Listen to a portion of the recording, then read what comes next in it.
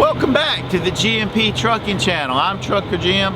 In this video, we're going to be talking about APUs, auxiliary power units. Now, for many years, this is what you would find on the side of a G&P truck. This is a Thurman King Tri-Pack, which is basically a diesel generator for the sleeper cab. There's no additional diesel tank, but this just taps into the fuel tank system of the truck. Why does G&P have APUs on the majority of our sleeper cab trucks? Well, there's a lot of advantages. One is the truck does not have to idle. The advantages of that, it's a major fuel saving cost. Idling a truck uses between 0.7 and 1.4 gallons every single hour, where the APU only uses about 0.1 gallons an hour, which equates to only about a gallon for your 10-hour reset. In addition to clogging filters much faster and being more wear and tear on the engine, the APUs is going to prolong the life of the engine of your truck, and most importantly for you drivers, it's going to keep the sleeper cab comfortable, and it's going to allow you to power all your devices. Modern day drivers have much more power requirements than drivers of the past. We have drivers with flat screen TVs, PlayStations, charging devices, cookers, microwaves. For many of our truckers, these trucks are their home away from home. But the diesel powered APU is a very simple system that you don't really need to know a whole lot about, drivers. Main thing you need to know about your APU is to how to turn it on. And there's a couple of switches. Here under the box, inside, you can check your oil level, but there's also an on-off switch. The control system for the AP unit is back inside the sleeper cab. Very simple operation. Really only has 3 knobs to control fan speed, temperature setting, and whether you want it on cool or warm. To turn the system on and off, you simply just press a button in, press a button off. If you're ever in a situation where you get warning indicators, sometimes they're yellow or red triangles, first thing you do before you go calling breakdown is turn the system off, let it sit for a minute or so, turn it back on, and everything should be working up to par. If you're having trouble with it, your first line of defense, if you're anywhere close to the rear terminal here, these are the guys you want to check in with. Now, 100% of our fleet does not have APUs, such as day cabs. No APUs for a day cab because, once again, it's a generator for the sleeper of your truck. However, there are about 20 sleeper trucks still in our fleet. These are some of the older trucks that were originally team trucks that do not have APUs, and the reason is APUs are not cheap, is the reason most mega carriers do not provide APUs for their drivers. They're about $11,000 to $12,000 for each unit. So for team trucks that really don't stop moving, we decided not to invest that money compared to our solo driver trucks, which are shutting down, doing a minimum of a 10-hour break each and every shift. For these few remaining trucks, sleeper trucks in our fleet that do not have APUs, the idle restriction has been turned off on there, so you can idle accordingly, so you can keep the cab cool in the summer, warm in the winter. The remaining trucks in the fleet are limited to about a 5-minute idle time. After that, the truck will automatically cut off and you'll have to restart it if you need it. But with the APU, you generally don't need that. It has enough power to power your TVs, to be able to charge your devices, to keep the climate control system going your entire 10-hour break. But if you're using something that requires a little more power, such as boiling water, maybe cooking something in the microwave, that may trip your inverter. You'll be alerted by a beep, and just simply you'll just need to crank the truck up to perform those higher power draining activities. But if you have any questions, drivers, about your therma-king unit, there is a very detailed video here on the G&P channel that Todd Yancey from Thurman King goes in detail on the operations of the Thurman King. Starting around 2009, we started getting new trucks in that are coming in with factory installed APUs, and well, drivers, they work a little different. Such as one of the new Cascadias. This is the previous Driver of the Year truck, and you'll notice there's no APU on the side of it. But don't think we're going to leave our Drivers of the Year hanging with no APU, because you'll notice up top the fan.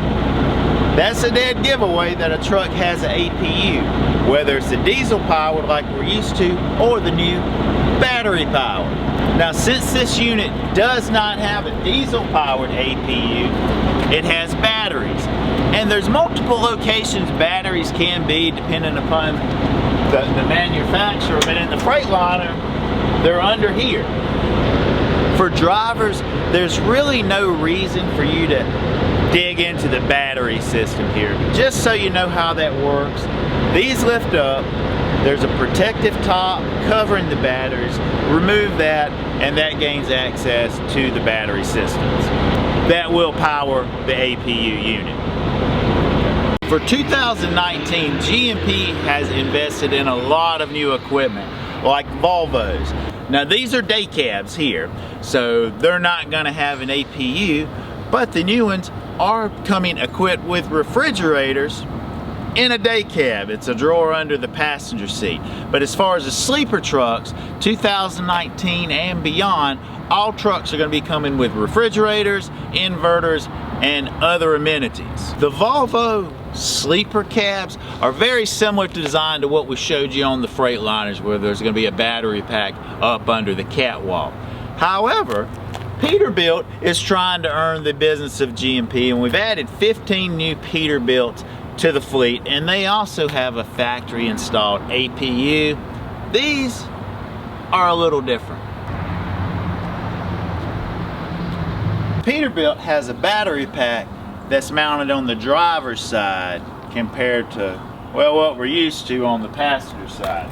But inside these, inside is the battery packs, and that's what's going to power everything in the sleeper, including the climate control system. Now, due to the placement of the battery pack on the driver's side, it kind of reconfigured things, and your airline hookups are on the opposite side. Any driver that's got one of these Peterbilts, let us know how that's working out for you. Now, if you have one of the new trucks that's equipped with an APU, whether it's a battery or diesel, one thing you don't see is there's a solar panel. In addition to the engine running that recharges the batteries, the solar panel helps in that process as well.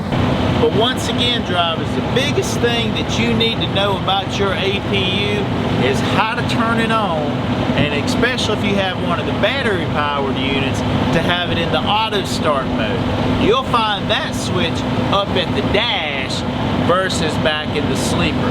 But on the battery powered, what that allows the units to do, as you get close to the end of your 10-hour break, the voltage may be getting low, and the truck will start itself automatically to keep everything charged up and running properly.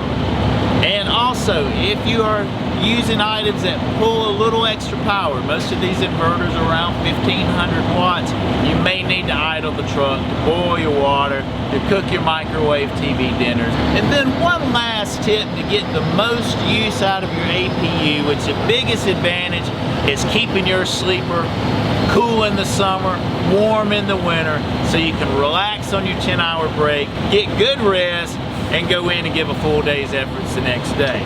Couple little tips on that. If you know you're getting ready to shut down, especially if it's in the summer, it's a 90+ degree day, turn your air conditioner on full blast for about 10 minutes prior to shutting down.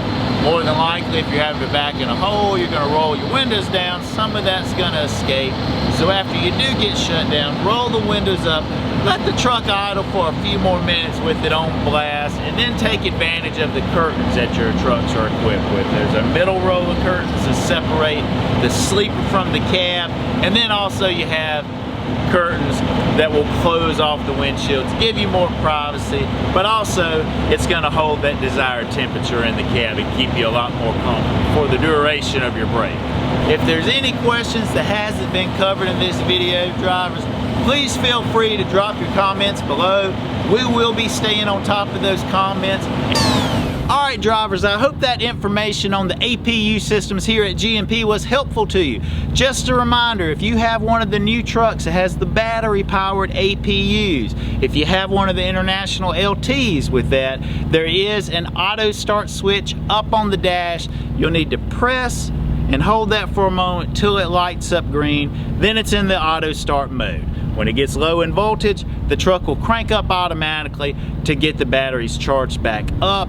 If you're in a Volvo that does not have the auto start switch, when the volts get low, it will alert you.